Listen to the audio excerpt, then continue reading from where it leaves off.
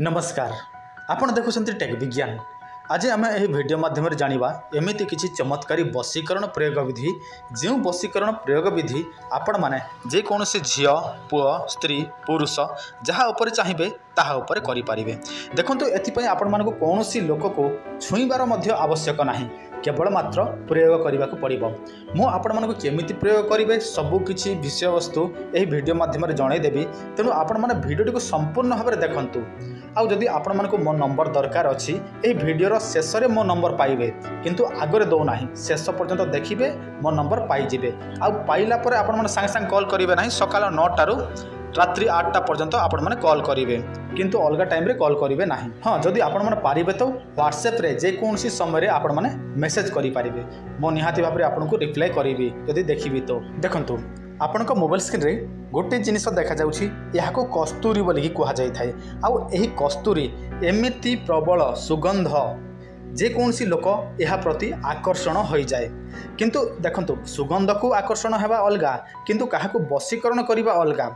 आपण माने सेमिति जदि यह प्रयोग करेंगे जे भी सुंघिब जहाँ पाकू बास्ना जीव, बास्ना गला मात्रके से व्यक्ति निश्चित भाव में आपण प्रति आकर्षण वशीकरण मोहन हो।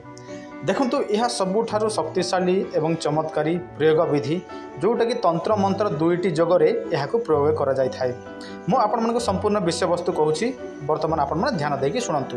देखंतु प्रथमे आपण मानको केते गुडे जिनिस दरकार पड़िबो। गोटे हला कस्तूरी, गोटे हला लाल चंदन, तापरे गोटे हला आपणकर गुलाब फूल, तापरे आपण माने जे कोनसी रूपार छोटिया प्लेट सेटा आपण जोगाड़ कर नेबे।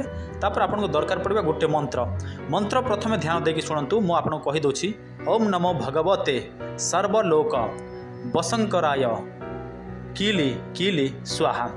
ओम नमो भगवते सर्वलोक वशंकराय कीली कीली स्वाहा। वर्तमान आपण माने यहाकू केमिति प्रयोग करिवे। देखंतु मंगलवार किंबा शुक्रवार दिन रात्रि समय आपण माने स्नान इत्यादि करिवे, गोटे भल वस्त्र पिंधिबे, तापर आपण माने पूर्व दिग को मुख करिवे एवं आपण माने कस्तूरी आउ नाली चंदन ए दुईटा को मिश्रण करिवे। तापर आपण माने कोन करिवे, जो गुलाब फूल धरिथिबे सेईटा को आपण माने कोन करिवे, मंत्रित करिवे। ओम नमो भगवते सर्वलोक वशंकराय कीली कीली स्वाहा। यही मंत्र रे आपण माने 108 थर अभिमंत्रित करिवे। तापरे आपण माने जहा को वशीकरण करिया पई चाहंती से व्यक्तिर नाम रूप एही सब को चिंता करिवे। तापरे आपण माने कोन करिवे, सही कस्तूरी को आपण माने निज मथारे लगेबे एवं सही व्यक्ति पाखकू चली जिबे जहाकू पाई आपण माने वशीकरण प्रयोग करिसंती। केवल मात्र यही बास्ना जो कस्तूरीर बास्ना ता पाखकू जीव, अर्थात सुंघ ता पाखकू नाकरे लागिब, से तो यार स्मेल जानी परिबो, संगे संग आपण कठारे वशीकरण हो जिवो।